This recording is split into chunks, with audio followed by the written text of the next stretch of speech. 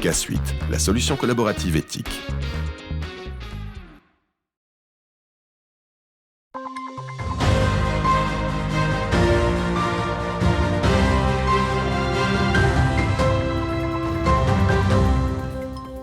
Bonsoir à toutes et à tous, vendredi 19 janvier 2024, voici les titres de cette édition du 15 minutes info. Une convention permettant le renforcement de la sécurité et de la tranquillité des résidents des logements sociaux en Meuse a été signée ce matin entre l'OPH, la préfecture et la justice.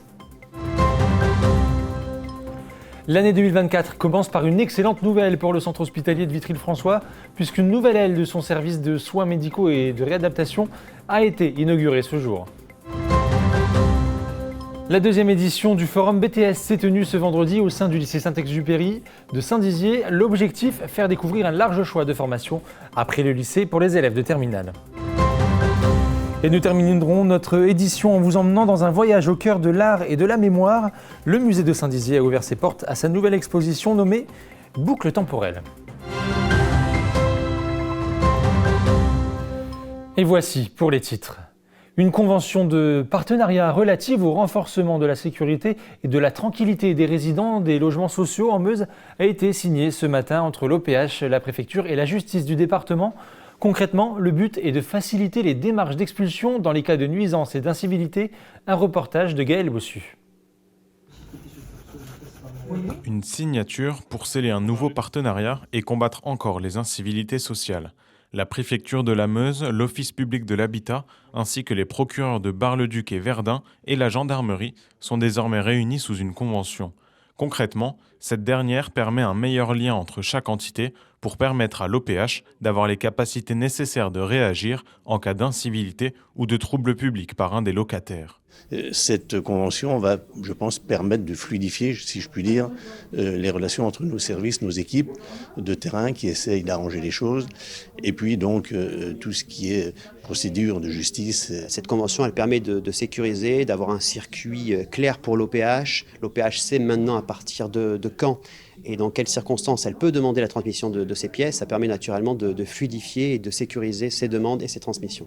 L'OPH sera désormais en mesure de recevoir des pièces judiciaires plus facilement et rapidement pour monter une demande d'expulsion, une nécessité pour le parquet. Et cette convention, elle permettra de rééquilibrer les choses.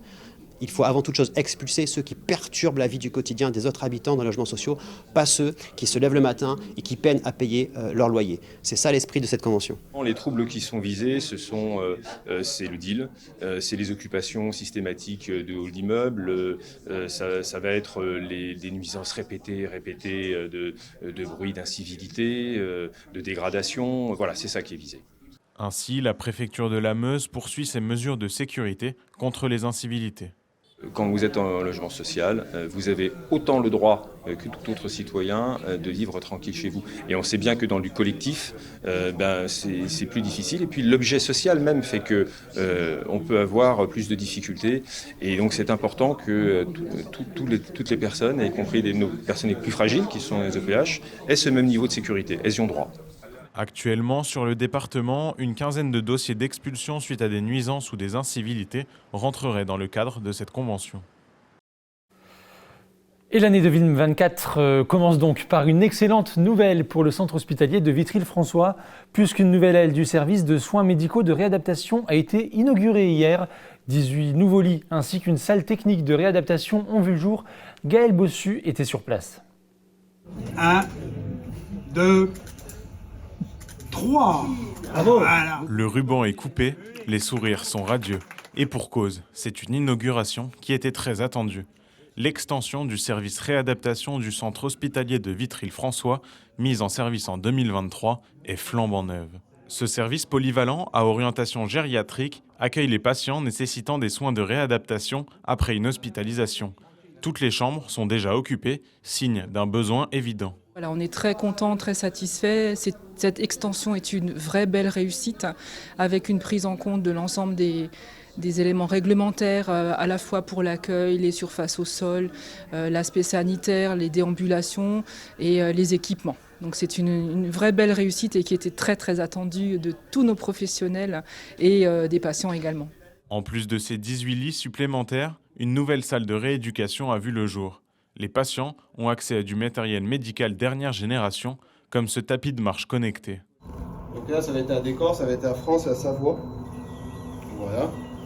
Donc là, le tapis se met en route. On peut accélérer de 0,05 en 0,05.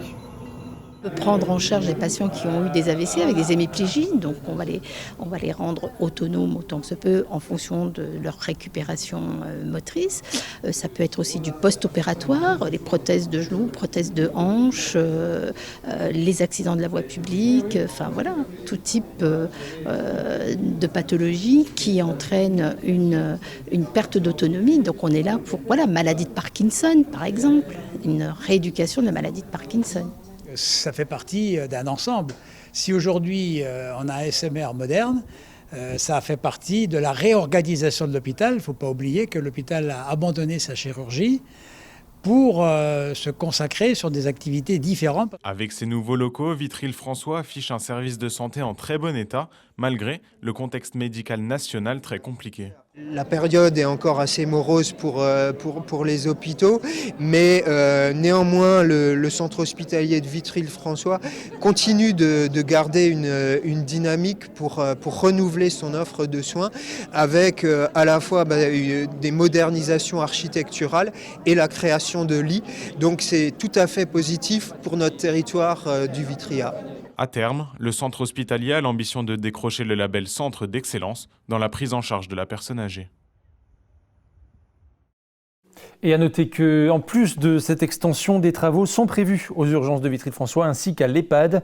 Un article complet est à retrouver sur notre site internet puissancetélévision.fr et sur notre application mobile. Je vous le disais en titre, la deuxième édition du Forum BTS s'est tenue ce vendredi au sein du lycée Saint-Exupéry de Saint-Dizier. L'occasion pour les élèves de terminale de découvrir un large choix de formations du supérieur. Manon de Fontis et Clémence Dellenbach. Le gymnase du lycée Saint-Exupéry de Saint-Dizier a accueilli ce vendredi après-midi plus de 200 élèves de terminale des lycées Bragard et Vasséien afin de leur faire découvrir l'ensemble des formations disponibles après le baccalauréat sur le territoire nord-haut-marnais. Les lycées Saint-Exupéry, Blaise Pascal et Émile Baudot, ainsi que le CNAM et le Greta, étaient présents lors de cette deuxième édition du Forum BTS. De la comptabilité à la sécurité, en passant par le nucléaire, un large choix de formations était représenté. Parcoursup a ouvert il y a 2 jours, donc c'est important qu'aujourd'hui on les accompagne dans leur choix de formation.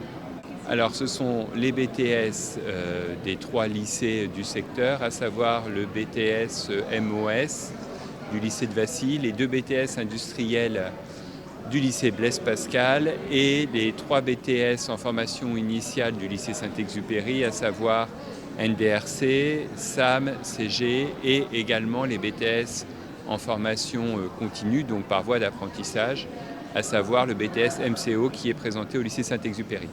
Ça fait suite au forum Avenir étudiant qui a eu lieu la semaine passée à Troyes. On voulait quelque chose qui soit plus à dimension humaine en direction de nos élèves. Et pour terminer notre édition de ce soir, nous vous emmenons à présent dans un voyage au cœur de l'art et de la mémoire. Le musée de Saint-Dizier a ouvert ses portes à sa nouvelle exposition nommée Boucle temporelle. Jusqu'au 17 mars, les visiteurs sont invités à explorer le temps à travers les œuvres poignantes du philosophe Henri-Pierre Jeudi et du photographe Charles Polisevich. Un reportage de Clément Marco et Julien Carré. Dans le calme et la sérénité du musée de Saint-Dizier, une nouvelle exposition prend vie. Intitulée Boucle temporelle, ce récit culturel qui évolue au fil de l'exposition est une exploration poétique de la mémoire. Conçu par le philosophe et écrivain haut-marnais Henri-Pierre Jeudi, en collaboration avec le photographe Charles Polisevich, tous deux très attachés au territoire.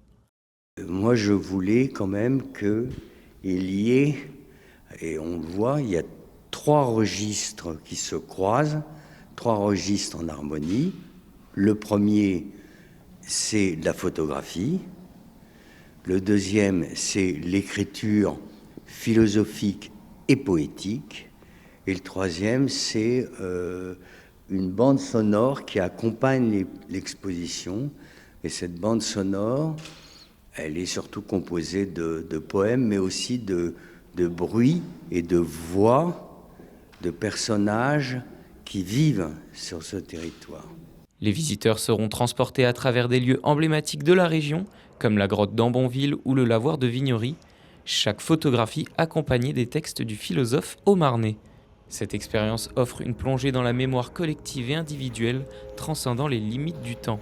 L'idée, c'est de pouvoir faire résonner à la fois donc, les collections du musée et les créations qui peuvent être faites autour de l'exposition. Et donc, c'est toujours ça, cet aller-retour, en fait, c'est continuellement qui est la mémoire, cet aller-retour entre le présent, le moment, en fait, le moment sans souvenir, et puis les événements passés qui ont eu lieu.